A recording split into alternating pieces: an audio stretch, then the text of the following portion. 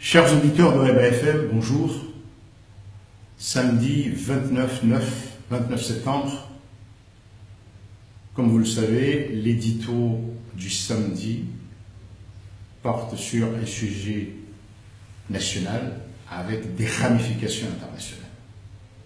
Je reviens donc sur un sujet qui a fait beaucoup de débats hier, c'est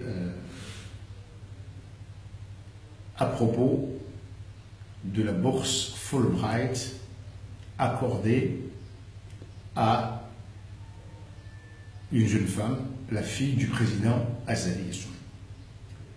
Je veux conclure sur le sujet et passer au plus important, les bourses. Il n'est pas vrai que les bourses Fulbright sont proposées au gouvernement comorien qui ensuite informe. Je veux dire que même ceux qui me suivent et qui suivent d'autres Comoriens, ils auraient pu être informés parce que souvent, plusieurs Comoriens et moi, nous partageons des informations sur les bourses internationales. Et les bourses Fulbright sont connues aux Comores depuis au moins 20 ans. Ces bourses-là, maintenant, depuis au moins une dizaine d'années, on fait les demandes en ligne. Elles ne sont pas administrées par un ministère comorien, mais par l'ambassade des États-Unis, l'ambassade des États-Unis à Madagascar. Et donc il n'y a pas d'intervention possible. Si les gens ne sont pas informés, c'est parce que nous ne nous informons pas. C'est parce que nous ne nous informons pas.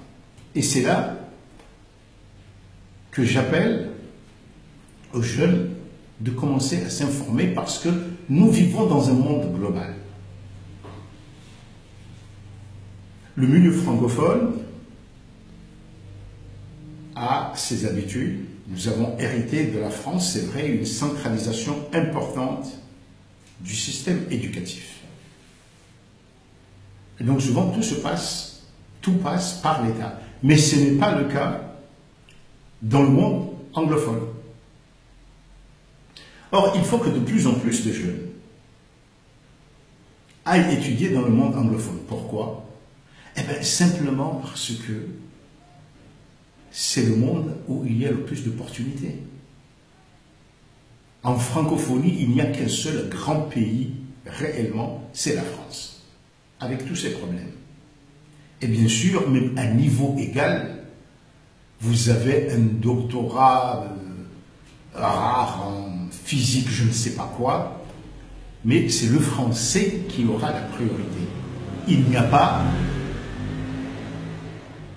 d'une relative ouverture comme dans le monde anglophone qui est très grand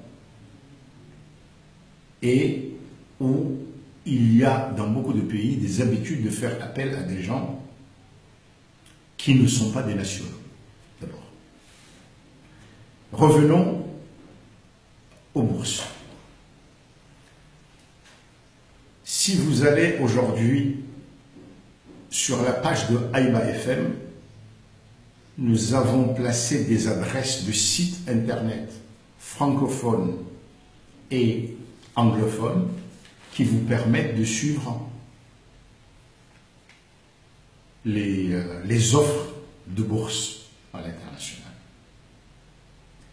Il y a aussi les noms, ces noms-là, de Comoriens qui partagent assez régulièrement des informations chaque fois qu'ils les ont sur les bourses, des accès à des formations. Il y a là le docteur Abdul Obeidillah qui enseigne aux États-Unis, Madame Faouzia Abdelhalik qui est un cadre, un responsable au niveau de l'OIF, l'Organisation internationale de la francophonie. Il y a M. Saïd Hassani Mohamed, qui est professeur à l'Université des Comores. il y a Ibrahim Yahya du CNRS qui souvent publie des offres de formation spécialisées dans le monde de l'environnement ou de l'agronomie, de l'agriculture.